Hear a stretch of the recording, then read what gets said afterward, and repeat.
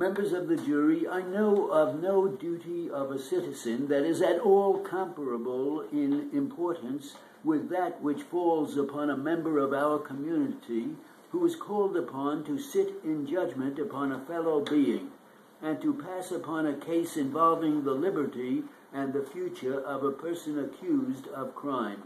Although this trial has lasted almost a week and considerable testimony has been taken, nevertheless the fundamental issues of fact to be determined by you are extremely simple.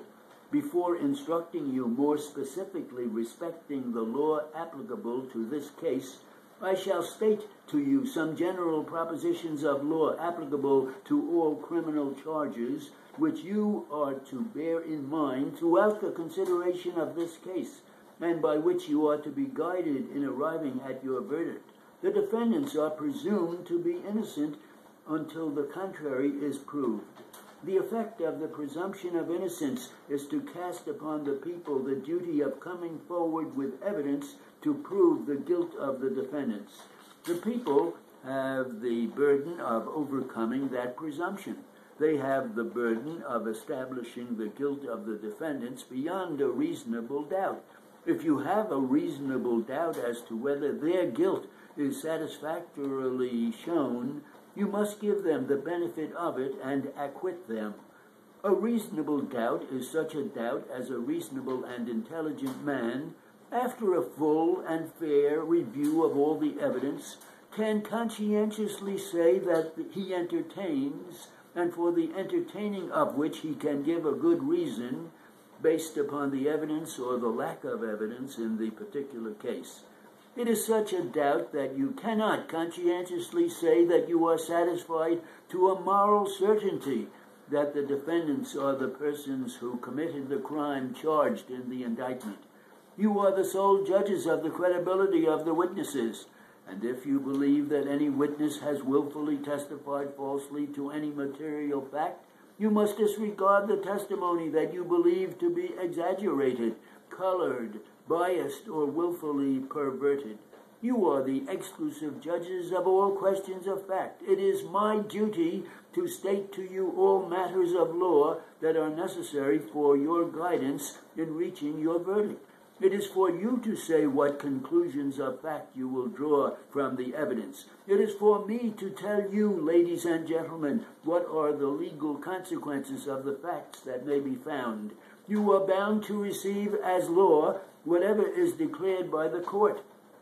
And for the purpose of arriving at a verdict, you are to apply the facts as you find them to the law, as I stated to you. In the course of my charge, I may refer to the evidence, and if your recollection of the evidence differs from mine, your recollection shall control. You are to decide the facts on the evidence and the evidence alone. The denial by the court of motions made by counsel for dismissal of the indictment does not indicate that the court has formed any opinion as to the guilt or the innocence of these defendants. The grand jury found an indictment against the defendants, charging them with the crime of assault in the first and second degree. Upon motion of counsel, which was consented to by the district attorney, the first count of the indictment was withdrawn from your consideration, so that now the charge as submitted to you is that of assault in the second degree.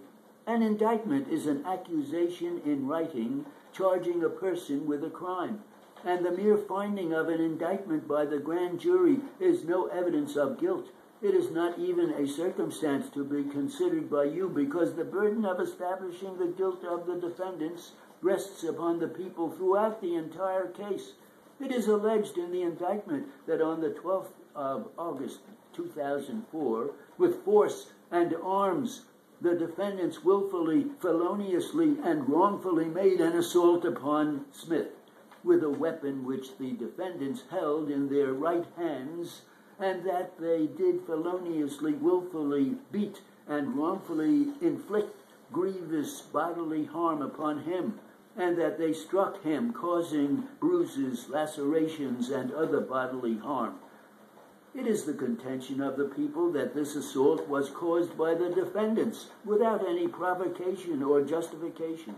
Whatever contention the people have advanced to you must not be taken conclusively by you, but you must weigh the evidence and give it that consideration which you believe it is entitled to determine whether or not that contention is upheld by the evidence.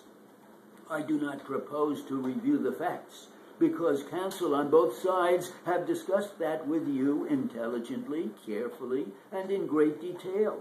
The law under which the indictment has been based provides as follows. A person who, under circumstances not amounting to the crime specified, that is, not amounting to assault in the first degree, willfully and wrongfully wounds or inflicts grievous bodily harm upon another, either with or without a weapon, and willfully and wrongfully assaults another by the use of a weapon or other instrument or thing likely to produce bodily harm, is guilty of assault in the second degree. As I said before, the people claim that this assault was unprovoked, that on the 12th of August, the complainant, while driving at the rate of about 30 miles an hour, while driving on the left lane, suddenly switched over to the right. And the complainant states that the reason he did so was because a car stopped in front of him, and that he then again went to the left. And then the police officer stopped him, that some discussions were had, and he followed the instructions of the officer. There were some words that were exchanged, and without any reason, the officer opened the car and struck him.